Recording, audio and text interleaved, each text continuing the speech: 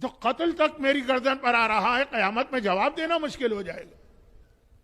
چند دن شیخ نے فتویٰ دینا بند کر دیا، پھر جا رہے ہیں نجف یا کربلا کی زیارت کو۔ رہتے بغداد میں، زیارت کے لیے تو جاتے ہیں۔ اسلام میں بہت اہم حکم ہے کہ ٹریولنگ حتی الامکان کسی کے ساتھ کرو۔ راستے میں مل گیا کوئی مسافر، وہ بھی وہیں جا رہا تھا، وہاں تو نہیں جا رہا تھا، اس کے قریب ترین جگہ تک جا رہا تھا، کہا وہاں تک چلو، وہاں تک کا تو ساتھ ہو جائے گا۔ اب باتیں شروع ہوئی۔ یہ محاورہ تو شاید توہین آمیز ہو کہ اگر میں کہوں کہ اونٹ پہاڑ تلے آ گئے۔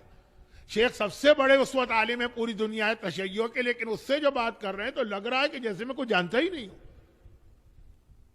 تو ایک مرتبہ اتنا بڑا عالم کہاں چھپا ہوا، اور ہوتا بھی بعض اوقات بڑی بڑی شخصیتیں چھپی بھی ہوتی۔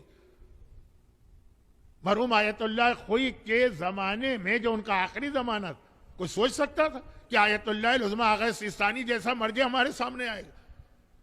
تاریخ شیعت میں ایک عجیب مرجع ثابت ہو رہے ہیں آغا سیستانی، جتنے پاورفل، جتنے اسٹرانگ، اور جس انداز سے وہ لے کے چل رہے ہیں اس وقت تشیع کو، یہ حالات کہیں اور چلے جائیں گے۔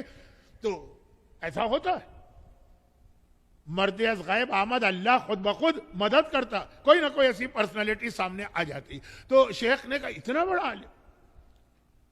خیر، اب شیخ بھی مزہ آتا ہے ڈسکشن میں، اگر اپنے برابر کا یا اپنے سے بڑا ہو تو ڈسکشن میں مزہ آتا ہے۔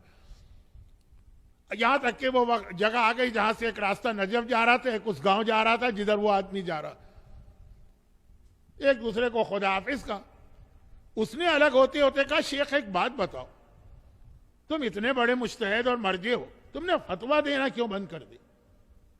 کہا کہ آپ کو نہیں معلوم ہوگا، مجھ سے اتنی بڑی غلطی ہو گئی، قتل مومن میری گردن پہ آ رہا تھا، اس لیے میں نے فتویٰ دینا بند کر دیا۔ انہوں نے مسکرا کے کہا یا شیخ تم اپنی ڈیوٹی انجام دو، تم غلطی کرو گے تو اصلاح کرنے کے لیے ہم موجود ہیں، اس کو ہم ٹھیک کر دیا کریں گے۔